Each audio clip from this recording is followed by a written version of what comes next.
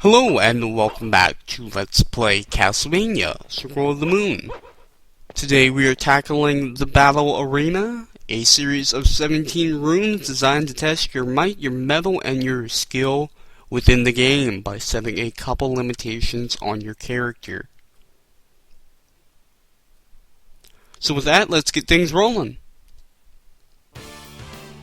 Alright, so the first thing you should notice is that we have absolutely no MP. It has been completely drained, leaving us to rely only on our trusty whip and the sub-weapon of our choice. In this case, I've decided to go with the cross, of course, as it's the best weapon suited to dealing with the battle arena. Now, the battle arena contains some of the nastiest enemies in the game, and some of the nastiest combinations of them.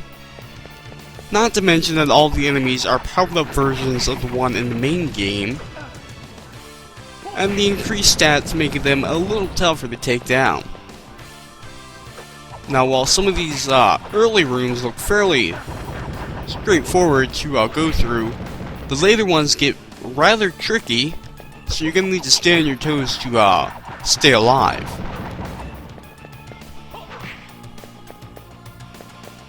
Now, while the battle arena is a completely optional area within the game, it features one of the best armors in Circle of the Moon, and there's really no reason not to go through it.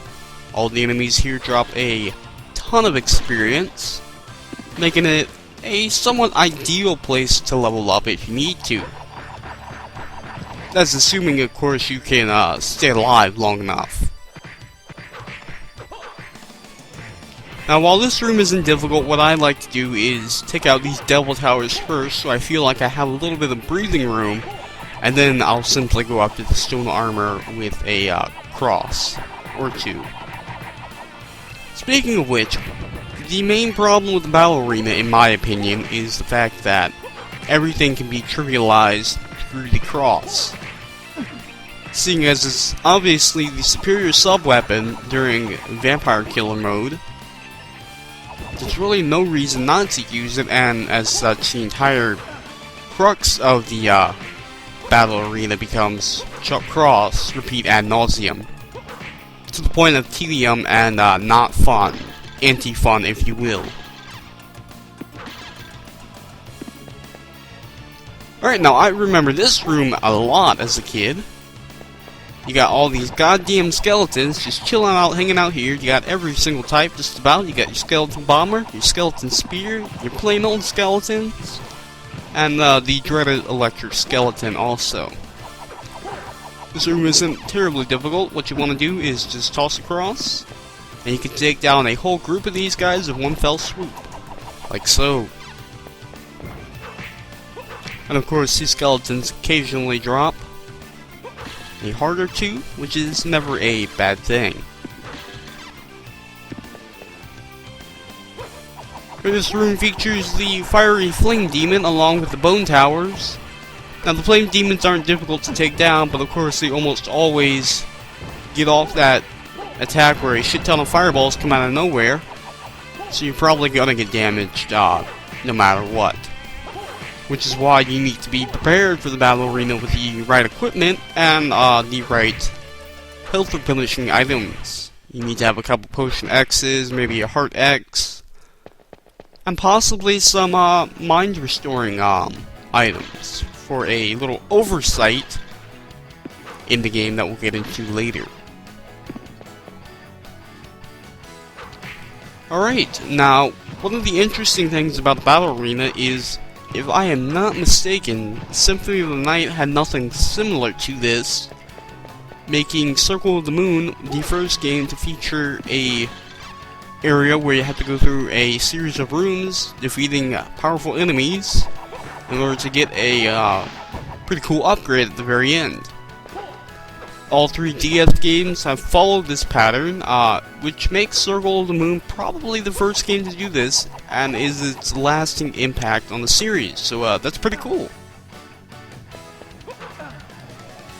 Now, this room, of course, is the poison room, and the interesting thing about this is you can actually be poisoned by the bloody swords. They are modified to poison you if you get touched by them, which is an incredibly dickish move, Konami, and I really don't know what they were thinking there.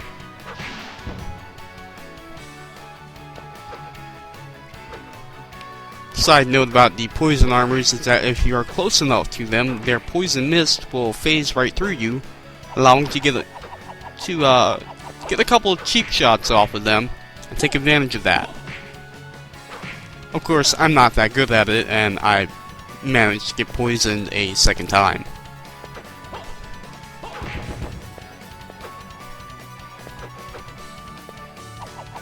Alright, and of course an antidote drops right afterwards. Fantastic.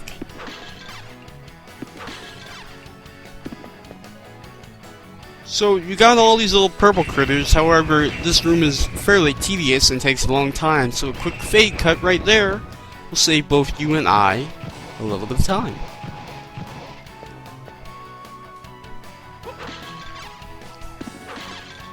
Of course, another 3-candle round, a little respite from all the action before we get right back into the fray with the cursed room. Now what you want to watch out here is of course the marionettes, as they'll completely bum rush you if you activate too many at once.